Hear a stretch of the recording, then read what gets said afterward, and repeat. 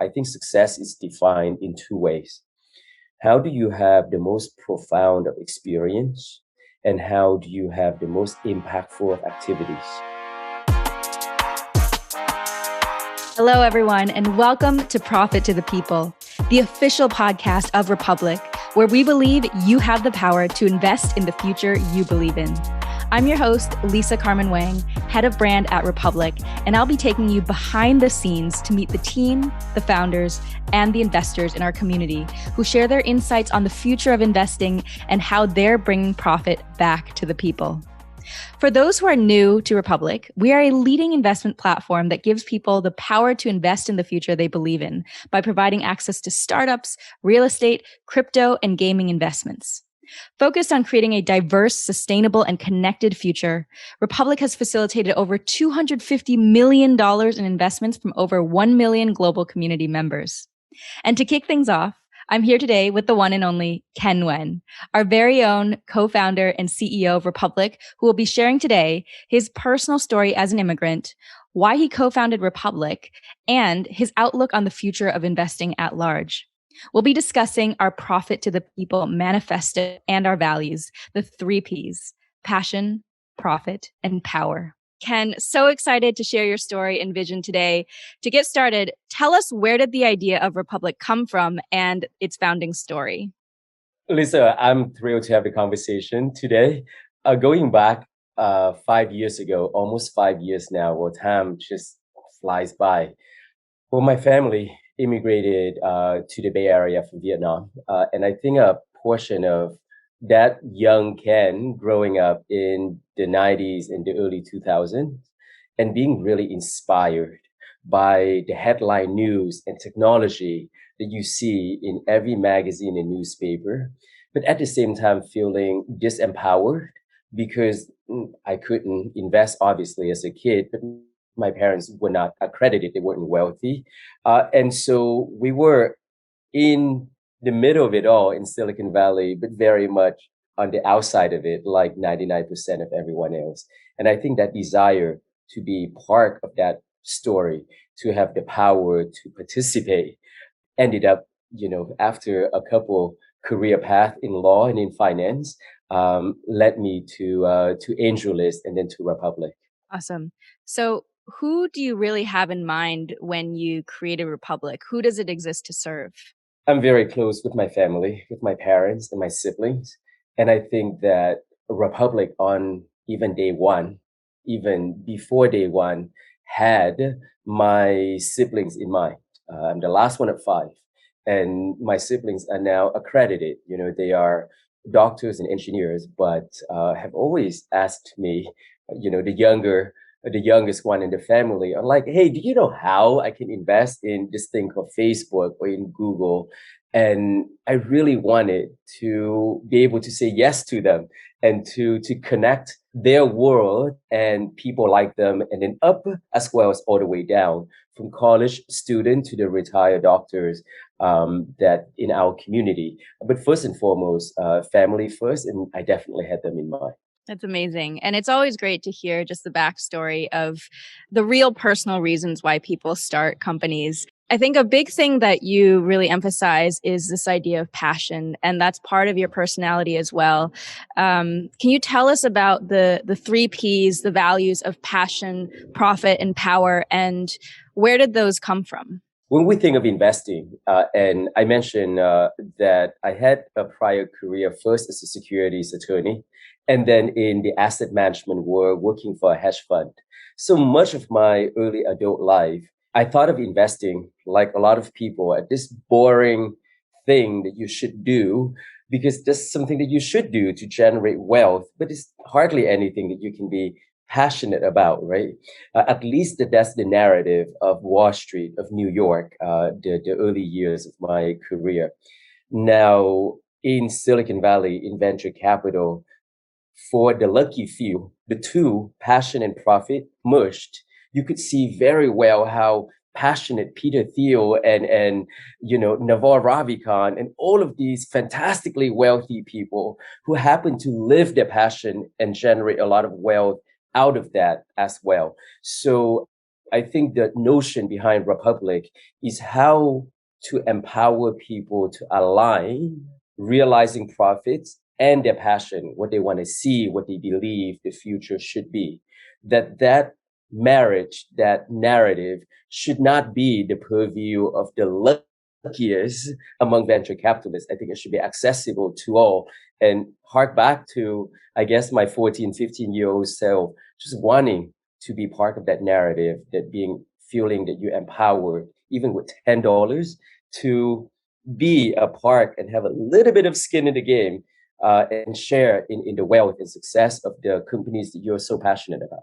And I think one of the things that we both really align on is this idea of fair access and the ability for everyone to have a voice, to have a vote with their dollar in creating the type of future that they want to see. Because I think it's clear right now that the present moment and present leadership is not necessarily reflective of the population at large, just in terms of the diversity, the values that we have. So tell me about how you think about that and the future that you see 5, 10 years from now. Lisa, someone asked me recently that, hey, you talk about financial returns and investment in the concept of wealth equity, but don't we all want to be richer, wealthier than our neighbors? And don't we want to have that unique opportunity to invest that no one else does? And I thought about it and thought hard about it. And the best analogy that I can look at is this. 200 years ago, 10% of the population, maybe less, were able to vote. And they probably enjoyed the fact that they were able to vote, but a lot of people were not. Now, I'm sure today, if not 100%, then most of us, 90, 95%, think that it is a good thing that everyone can exercise that discretion, that power, that everyone is empowered to do and to have a voice. That analogy applies to financial equity. I think the next wave, or if as Republic grows and succeed, we want everyone to have not only the fair opportunities, but the ability to cast a vote with their dollar, because your dollar matters. How you invest, what you buy, relates directly or contributes directly to the future that you want to see. And we don't know what that future would be, but we do know that if everyone participates and invest and purchases and spend with intention, that future is going to be much more representative of what most of us would want, rather than just half a dozen venture capitalists decide that, hey, 5 years later, you're going to be using Zoom, which we're on right now, Lisa. Maybe the next wave of household brand tech companies really is the result of tens of thousands of people seeding and believing and voicing that vote at the early days, and not just 6 or 7, fantastically wealthy, typically male, typically older, white or Asian investors. Amazing. And I just want to emphasize how game changing this really is, because I mean, even just a few years ago, it was physically impossible for the average person to invest in startups, to have any sort of say. And for me, coming from a world where, as a female entrepreneur and raising with over 94% of investors in the investing landscape, when you don't look like the majority, when you don't, sound like the majority, the automatic instinct is there even a market for this? Is this a viable investment? But what we're saying, and what's different with the Republic platform and just equity crowdfunding in general, is the ability for anyone, even with $10, to say, actually, I believe this is valuable for the community. I believe this is a valuable product and service, right? Lisa, if you look at the cost it would take to launch a new startup, a new tech company, it can be as little as $5,000, $10,000. In fact, Whole Foods and HP, the money that the founders used to launch these obviously very large corporations now were less than $50,000. People think that you need $1 million or so to set and launch a tech company, and that's not true. $50,000 is a lot of capital for people who don't have wealthy friends and family. The notion of a friends and family round doesn't work for those who don't have friends and family with resources. So when you open it up for everyone to participate and invest, you can easily envision a model whereby a college student and a university in Pakistan can raise from other college students at Yale, at Columbia, at NYU, $5, $10 each, and manage to pull together 20,000. And that's a huge sum of money, particularly for a startup in Pakistan, as an example. So the notion of everyone participating and investing a small dollar amount in something that is decidedly high risk, but that is very, very impactful, or has that potential to be impactful. I think how it can boost the startup ecosystem, how it can fuel innovations that already has been validated now that we're 4 or 5 years out and that we have helped more than 200 companies raised, half of whom have founders who are from underserved background. And I think this is just the beginning, hopefully in a couple of years out, with everyone supporting and with a community of hopefully 1 billion and not just 1 million members, that we can have tens of thousands of these startups, rising, and a few unicorns, household brand that would not have seen the light of day, but for the early 5, 10, $20 investments contributing by people across their income spectrum, currently on Republic today. Is there a favorite success story that you have that really illustrates this ability of the people to fund a company that perhaps otherwise wouldn't have been funded if it had gone through more traditional funding routes? We have so many of these stories on Republic that it's hard for me to pick just one. But I would say that if you go on republic.co today, and you see a company that is not already backed by VCs, that has a very compelling stories, and if there's that question in your mind that, this is a really good business model and by VCs, each and every single one of those scenarios can be that example down the road, because it's not about me or any one person telling the world that this is the founder or the company that deserve to be successful. I think it's a collective decision. And I think that we're already seeing multiple companies raising at a markup at a higher valuation. And over the next couple of years, I hope that a lot of investors are going to be very happy, not just based on the success of the companies on paper, but in actual capital return as well. Now that Republic has been around for a few years now, as we all know, Republic is a startup itself. So we had that early hustling stage, and now the team has grown to over 120 people. What has been the biggest shift, or what would you say is the biggest shift now as you move into this next stage of growth? That's a great and difficult question, Lisa, because there have been so many things that had gotten easier.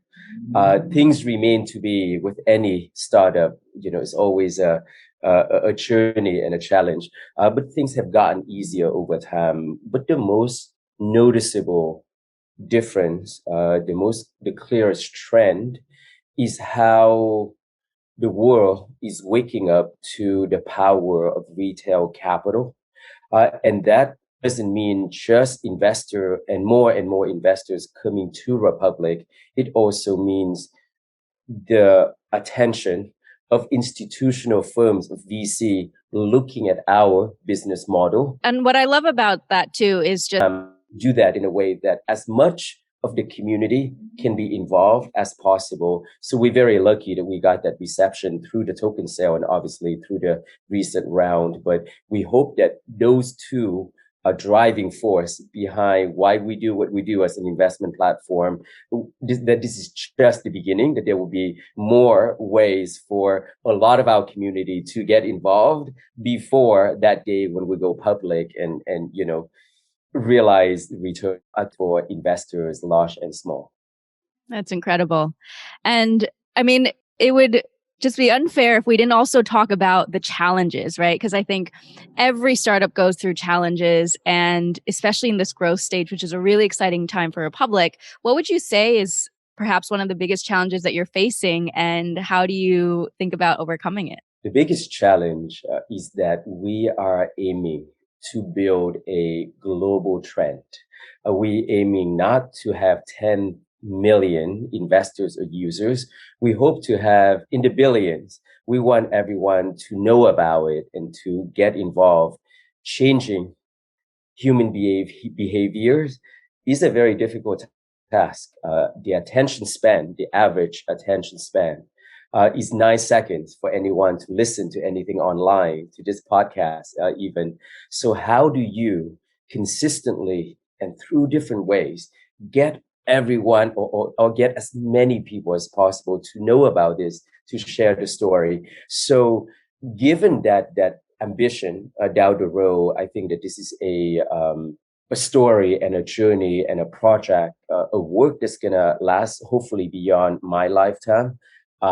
So yeah, there's a lot of challenges and potential ahead, but we're focusing on how do we make sure that Republic is here, regardless of economic volatility, regardless of how well the global public market is doing, that we are able to one, survive and ride it through, and two, capture as many opportunities as possible to provide value back to our investor community, but at the same time to broaden the investors community by reaching more people as well. So that's a lot, but happy to dive in on any of one of those components. I mean, we don't get anywhere without crazy ambition and investing crazy ideas. So I'm really excited to be part of this journey with you. And I'm just curious from a personal vantage point, how do you define success, and how will you know when you've made it? And I have to ask, Lisa, is this question about my definition of success generally or for Republic? Let's start with Republic and then let's go into yours. 4 or 5 years ago, Republic success was, largely depending on mine and a few early colleagues' definition. But we now a collective investment. It's not just the two of us and our 100 colleagues, Lisa. It is an investment for the entire community. So as we continue to grow, I think the definition of success is no longer just my own, and I think it's our collective success. But I probably can speak for many in saying that we want to see the vision and the narrative and the concept of what we do growing faster and faster in mainstream adoption. And the only way to do that is also to be able to realize actual capital return for the end users. And I'm very excited that this year, without obviously identifying which companies specifically, but we're looking at dozens of potential exits on the platform or through the platform that I think will go a long way in showing both already supporters, believers, as well as skeptics that this model of community ownership of retail investing is very real. So I think that is not an end goal for to benchmark success, but is how we evolving and whether we're growing at a pace that everyone find it compelling. So that's at the Republic level. It's even harder to answer this question at a personal level. My own definition of success has changed a lot over time. Uh, Probably when I first was a young attorney at international law firms representing headline news cases, my benchmark of success at that time definitely has something to do with, oh, if I have this much money in the bank, maybe if at that point, when I'm so and so years old that I have a house and two kids and few dogs or whatever it may be. I think that has changed a lot, and I'm very glad that that has changed to something now that is a concept, and that's not hinged on a goal or a benchmark. I think success is defined in two ways. How do you have the most profound of experience? And how do you have the most impactful of activities? And so at any moment in time, depending on who we are and where we positioned, we have different opportunities and choices that we can decide to take to be impactful. And whatever choices that we have, that at least my goal for myself is my experience in that moment in time is as profound as I can make it so. And so an ongoing process, but I don't know if that is concrete enough for you. Well, I think that's the whole point is that it's not necessarily about concrete goals, right? Of course, we have our business metrics, our numbers, our revenue goals that we all want to hit, but it's also that we've talked about this a lot, just enjoying the journey and enjoying the team that you're building that journey with and on that journey with. And Lisa, we're so lucky that you and our other senior colleagues at Republic, everyone was a founder, an entrepreneur before joining together to build the mission and the vision of Republic. But just like you said, this past month in February, we had done more in investment activities than I think all of 2016, 2017, 2018, and I think even half of 2019 combined. But it's still so tiny in comparison to everything else, So the every single step, every new step that we make, every new milestone that we cross, we realize how much more there is to do, and it's both daunting but so exciting because, I think I feel very lucky to have a mission and a goal that I become more and more involved and excited about, and that earns the conviction of partners and colleagues and the community. That's not hinged on once you cross this threshold, everyone can call it a day and leave. So it's a fun journey. Yeah, and I mean, just really emphasizing because I know, early on at Republic, it was, I mean, every founder that you brought a platform it was a hustle, right? It was trying to convince people that this new way of doing things had potential. And I think every time we introduce new ideas, crazy ideas, there's always resistance and there's always friction. But the thing is, like, we've gotten to where we are with not just because of, big flashy headlines or because we went from A to Z, but it's every single founder, every single investor, every single teammate brought us to where we are today. I very much am a believer that nothing in life is done or accomplished in isolation, and that we all just do our part and contribute to, this the whole oneness concept overall. But just like you said, in tech in general and Silicon Valley in specifically, overvalues ingenuity, creativity, and hustle and all of that. Those things matter, but I think people undervalue sheer luck and being at the right place and at the right time. Just to give you an example, our own vision of global adoption of investing $5, $2 even into deals, into tech, into innovation, that would not have been possible without the confluence of technology, blockchain specifically, and changes in regulatory framework that allows for anyone at anywhere to invest privately.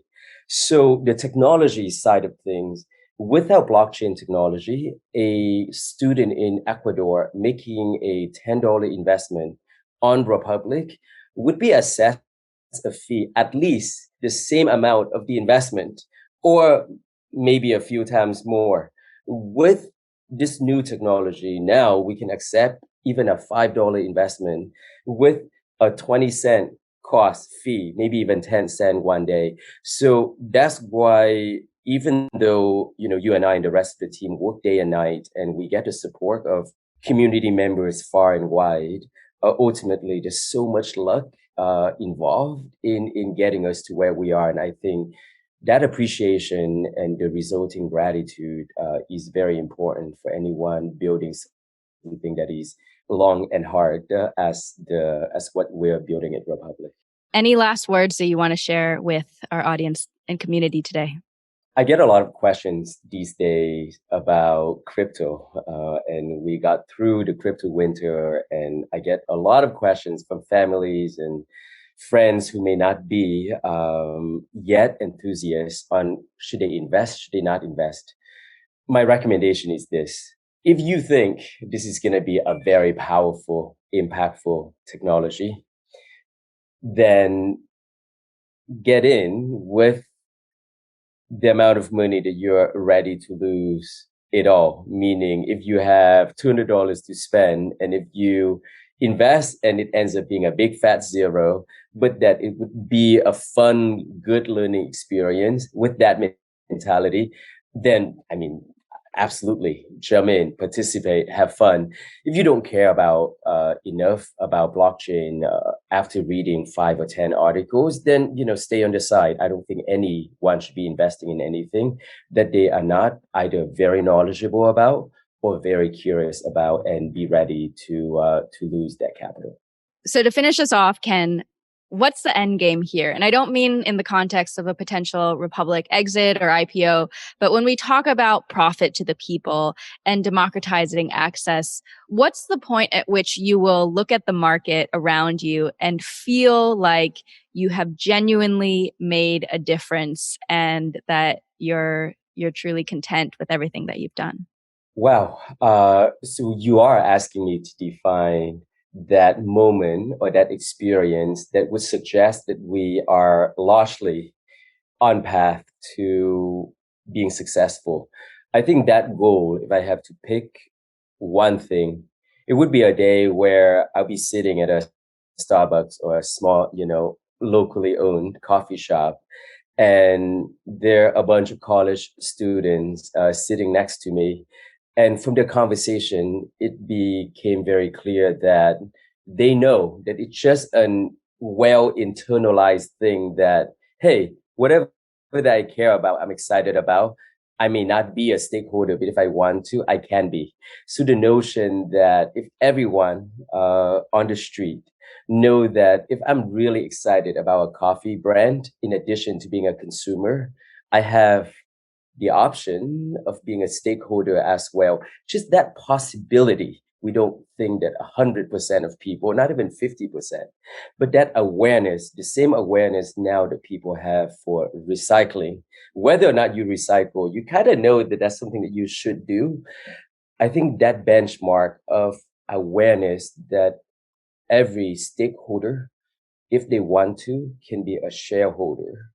That sense of empowerment, I would say, is how I would define a certain level of success for what we're building at Republic. Amazing. Thank you, Ken, so much for your insights today. I'm so excited for Republic's journey and to see where we go together. Thank you so much, Lisa, and wherever you are today, stay safe. And I hope that there's a exciting coffee shop or there's a new project that you feel so passionate about that you're going to back either on or off Republic. Amazing. Thanks. Bye. Hope you enjoyed this episode of Profit to the People. At Republic, we believe passion and profit combined give us all the power to invest in the future we believe in. Ready to learn more and start investing? Head over to republic.co and follow us on all social channels at Join Republic. This is Lisa Carmen Wang, and I'll see you in the next episode of Profit to the People.